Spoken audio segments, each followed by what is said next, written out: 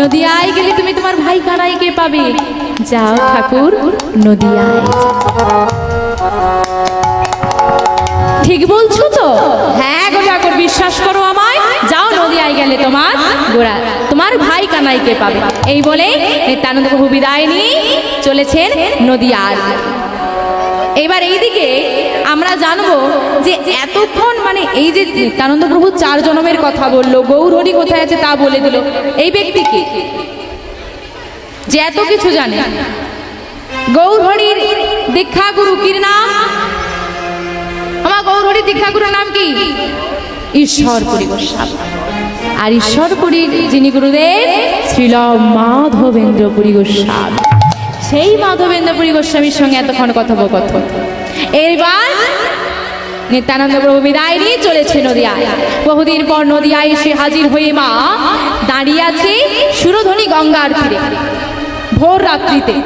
কেন না দেখেন বাবা, এখন আমাদের বাড়িতে সবাই আমরা স্নান করিনি, তখনকার তো এরকম ব্যবস্থা ছিল না। স্নান করতে হলে নদীতে আসতে হতো। বলছি আমি সবার কাছে গিয়ে জিজ্ঞেস করবো, তার থেকে যদি নদীর ঘাটে দাঁড়াতেই পারি, সবাই প্রভাতকালে স্নান করতে এলে সবার সঙ্গে দেখা হয়ে যাবে, সবাই তো স্নান করতে আসবে। তাই এখানেই দাঁড়িয়ে রয়েছে মা। দেখতে দেখতে একটু ভোরের আলো ফুটেছে। ওই তো কি যেন শোনা যায়, হ্যাঁ মৃদঙ্গের ধ্বনি শোনা যাচ্ছে। ওই তো করতাল বাজছে। ওই তো কারা যেন আসছে। একদল বৈষ্ণব বাহু তুলে নাম গাইছে আর আসছে। কি গো মা, আমরা গাইবো নাকি? চলুন বাহু তুলে সবাই মিলে। তারা কি বলছে গো? ভজ শ্রীকৃষ্ণ কহ শ্রীকৃষ্ণ লহ শ্রীকৃষ্ণের নামে রে। ভজ শ্রীকৃষ্ণ কহ শ্রীকৃষ্ণ লহ শ্রীকৃষ্ণের নাম রে। ভজ শ্রীকৃষ্ণ কহ শ্রীকৃষ্ণ লহ শ্রীকৃষ্ণের নাম রে। ভজ শ্রীকৃষ্ণ কহ শ্রীকৃষ্ণ লহ শ্রীকৃষ্ণের নাম রে। আচ্ছা মা, শুধু কৃষ্ণকে ডাকলে হবে? কৃষ্ণের সঙ্গে আর কাকে ডাকতে হবে? রাধারানীকে। তাহলে কৃষ্ণকে ডাকলে রাধারানীকে ডাকতে হবে, এক্সট্রা খাটনি আছে, বাড়তি খাটনি। কিন্তু গৌরহরিকে ডাকতে পারলে কি হবে গো? রাধা কৃষ্ণ যুগলে পাওয়া যাবে। তাই কৃষ্ণকে ডেকে লাভ নেই। সবাই মিলে বলো ভজ গৌরাঙ্গ কহ গৌরাঙ্গ লহ গৌরাঙ্গের নাম রে। নিতাই গৌর হরি বল হরি বল। গৌরাঙ্গ কহ গৌরাঙ্গ লহ গৌরাঙ্গের নাম রে। যে জন গৌরাঙ্গ ভজে সে হয় আমার প্রাণ রে। যে জন গৌরাঙ্গ ভজে সে হয় আমার প্রাণ রে। যে জন গৌরাঙ্গ ভজে সে হয় আমার প্রাণ রে। যে জন গৌরাঙ্গ ভজে সে হয় আমার প্রাণ রে। ভজ গৌরাঙ্গ কহ গৌরাঙ্গ লহ গৌরাঙ্গের নাম রে। কহ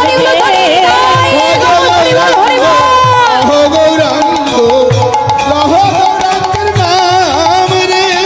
ভজ গৌরাঙ্গ কহ গৌরাঙ্গ লহ গৌরাঙ্গের নাম রে। ভজ গৌরাঙ্গ কহ গৌরাঙ্গ গৌরাঙ্গের নাম রে। যে বৈষ্ণব মণ্ডলী গান করতে করতে আসছে, নাম গাইতে গাইতে, তাদের মধ্যে একজনকে নিতাই চাঁদ হাতটা ধরেছে। তোমার নাম কি?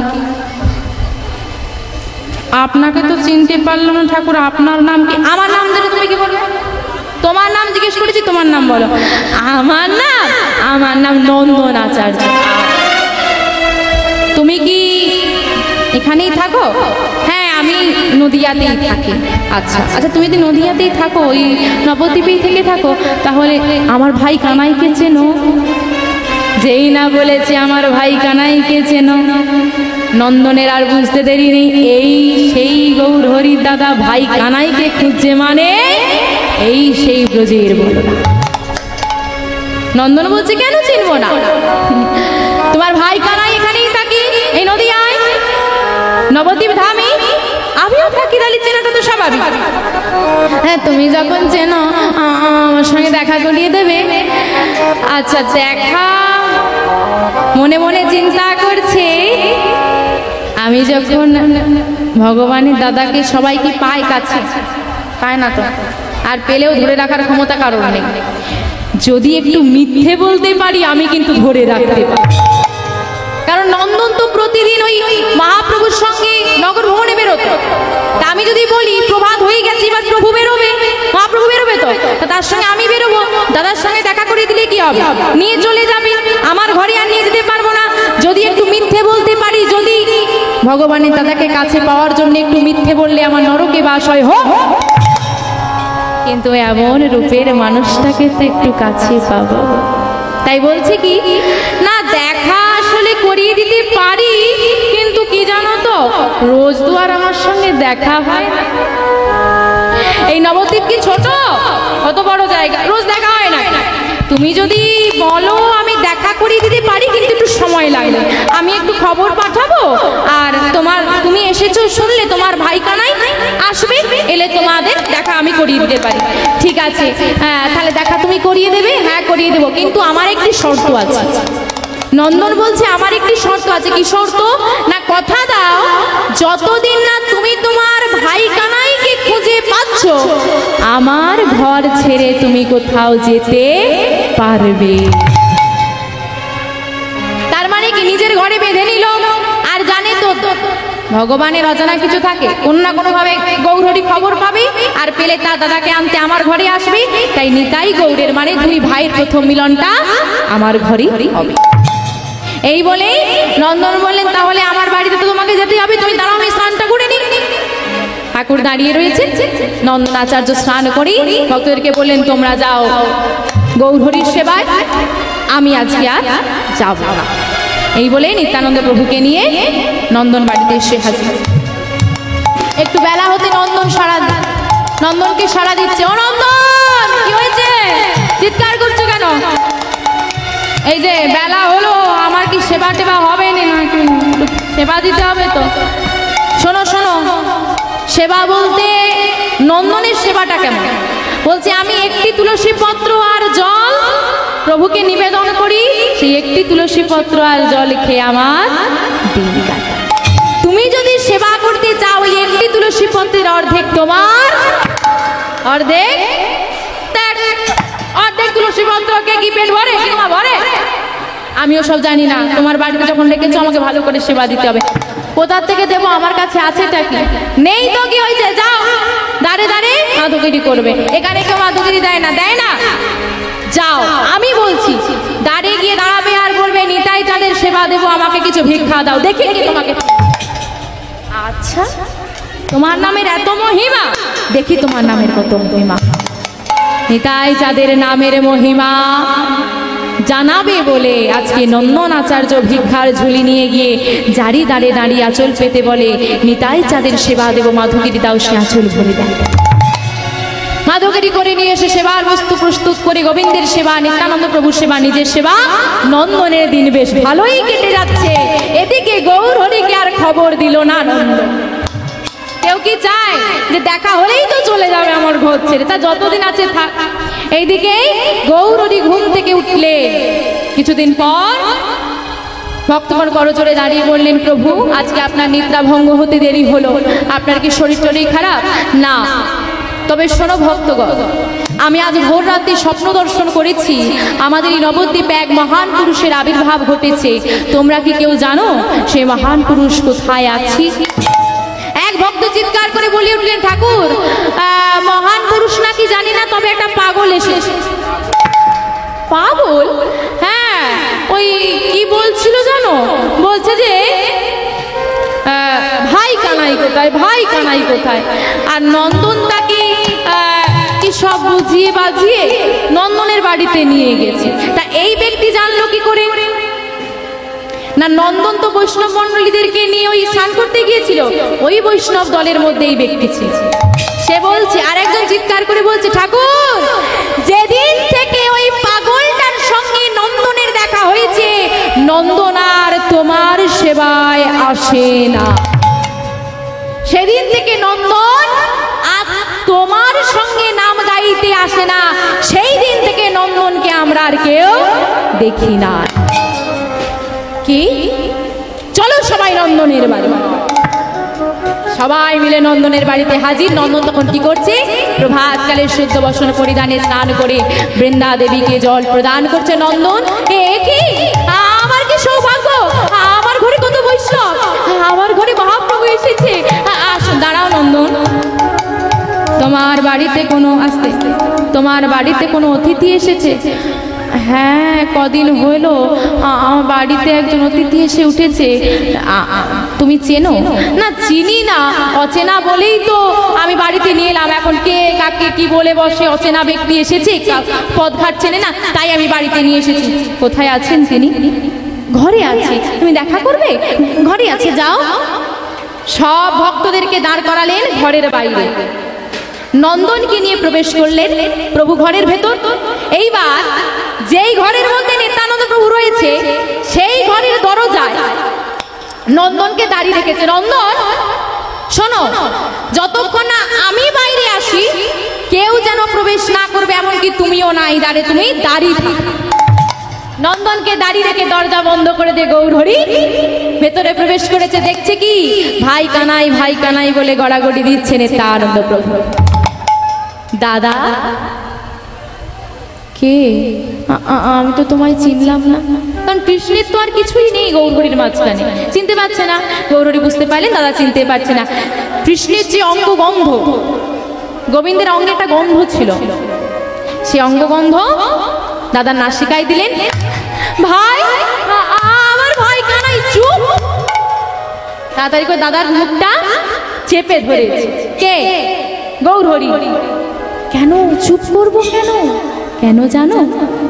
কেউ জানে না, কেউ জানে না, কেউ জানে না, কেউ জানে না, আমি যে সেই ব্রজের কানাই, কেউ জানে না, আমি যে সেই ব্রজের কানাই, কেউ জানে না, আমি যে সেই ব্রজের কানাই, কেউ জানে না, আমি যে সেই ব্রজের কানাই, কেউ জানে না, সবাই জানে নদিয়ার নিমাই ব্রজের কানাই, কেউ জানে না, সবাই জানে নদিয়ার নিমাই ব্রজের কানাই, কেউ জানে না, সবাই জানে নদিয়ার নিমাই ব্রজের কানাই, কেউ জানে না, সবাই জানে নদিয়ার নিমাই ব্রজের কানাই, কেউ জানে না। ও এই ভাই, আর একটা মজার কথা শুনবি? কি কথা বলো? আমাকেও না কেউ চেনে না, কেউ চেনে না না, না কেউ চেনে না, কেউ চেনে না না, না কেউ চেনে না, কেউ চেনে না, আমি যে সেই ব্রজের বলাই, কেউ চেনে না, আমি যে সেই ব্রজের বলাই, কেউ চেনে না, সবাই জানে পাগলা নিতাই ব্রজের বলাই, কেউ চেনে না, সবাই জানে পাগলা নিতাই ব্রজের বলাই, কেউ জানে না, সবাই জানে পাগলা নিতাই ব্রজের বলাই, কেউ জানে না। কেউ জানে না, সবাই জানে পাগলা নিতাই ব্রজের বলাই, কেউ জানে না। জয় নিতাই। আজকের এই মহতি হরিবাসরে কীর্তনিয়ার গানে মুগ্ধ হইয়া হীরাপুর গ্রাম নিবাসী স্বর্গীয় মতিলাল মাইতির জ্যেষ্ঠ পুত্র চণ্ডী মাইতি 85 টাকা দান করছেন। সেই সঙ্গে হীরাপুর গ্রাম নিবাসী সীতারাম দিনদার পুত্র দিলীপ দিন্দা 100 টাকা দান করছেন। সেই সঙ্গে হীরাপুর গ্রাম নিবাসী বিশ্বজিৎ জানা 85 টাকা দান করছেন। সেই সঙ্গে বাড়বারপোতা গ্রাম নিবাসী শীতল সামন্ত 100টি টাকা দান করছেন। সেই সঙ্গে বাহারপোতা গ্রাম নিবাসী মানস মাইতি পুত্র অঙ্কিত মাইতি কন্যা অনিন্দিতা মাইতি 50টি টাকা কৃষ্ণ সেবার জন্য দান করছেন। ইনি সাদরে গ্রহণ করবেন। আপনারা সবাই হরিধ্বনি সেনকারে আনন্দ প্রদান করবেন। জয় নিতাই, জয় গৌর হরি। হরি বল, হরি বল।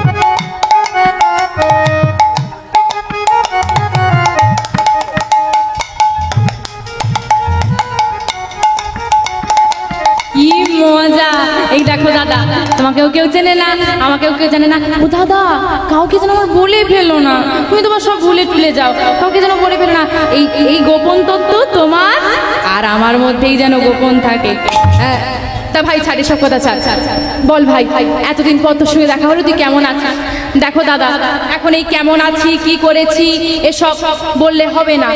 এখন সকাল হয়ে গেছে, আমাকে নগরে যে নগর পরিক্রমা করতে বেরোতে হবে ভক্তদের নিয়ে, সবাই অপেক্ষা করছে। চলো আগে আমরা বাইরে গিয়ে তোমার সঙ্গে সবার সঙ্গে দেখা করিয়ে দিই, তারপর নগর পরিক্রমা করব। সন্ধেবেলায় দুই ভাইয়ে বসে জমিয়ে গল্প করব। হাত সময় তো গল্প করতে হয়, কাজ আগে করে নিতে হয়, তাই তো মা? কাজগুলো করে নি দাদা, চলো।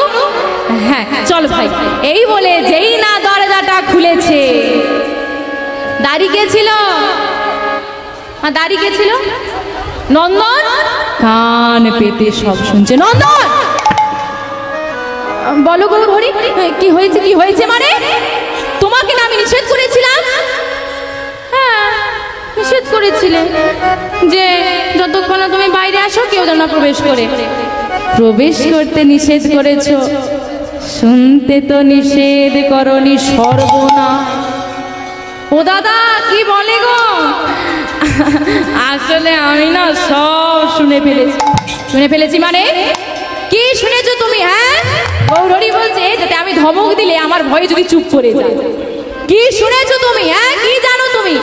আমি সব জানি, সব শুনেছি। কি শুনেছো? হ্যাঁ কি শুনেছি জানো? এসো এসো সবাই ভেতরে এসো, আমি কি জেনেছি তোমাদেরকেও জানিয়ে দিয়ে। এসো এসো।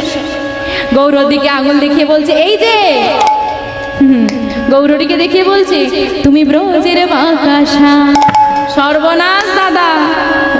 আর এই যে তিনি দাঁড়িয়ে আছেন, এই তো নবদ্বীপ রায়, তুমি ব্রজের বাঁকাশা। এই তো নবদ্বীপ রায়, তুমি ব্রজের মাতা শ্যাম, এই তো নবদ্বীপ রায়। কানাই বলাই নদিয়ায় এসেছে, কানাই বলাই নদিয়ায় এসেছে, কানাই বলাই নদিয়ায় এসেছে, কানাই বলাই নদিয়ায় এসেছে। তারাই তো এসেছে, তারাই তো এসেছে, তারাই তো এসেছে, তারাই তো এসেছে। ওই না ব্রজের কানাই বলাই, তারাই তো এসেছে, ব্রজের কানাই বলাই তারাই তো এসেছে, ব্রজের কানাই বলাই তারাই তো এসেছে, ব্রজের এবার হলো গৌরী নিতাই, ব্রজের কানাই বলাই তারাই তো এসেছে, ব্রজের কানাই বলাই হরি বল হরি বল, তারাই তো এসেছে। সারা নবদ্বীপে খবর পৌঁছে গেল গৌর হরি দাদা ফিরে এসেছে। এবার গৌর হরি দাদা কে ছিল? বিশ্বরূপ। সচিমা এটা শুনে ভেবেছে যে আমার বিশ্বরূপ ফিরে এসেছে। সে তো আর জানে না বিশ্বরূপ সন্ন্যাস নিয়েছে, শঙ্করারণ্যপুরী হয়েছে, কুবেরের সঙ্গে মিলেছে, এত কিছু হয়েছে। সে জেনেছে যে আমার ছেলে ফিরে এসেছে। সচিমা পাগলিনীর মতো ছুটতে ছুটতে নন্দনাচার্যের ঘরে এলেন। নন্দনাচার্যের ঘরে এসে নিতাই চাঁদকে বুকে জড়িয়ে ধরে বললে, বাবা আমাকে কথা দে, এই হতভাগিনী মাকে ছেড়ে তুই আর কখনো কোথাও যাবি না।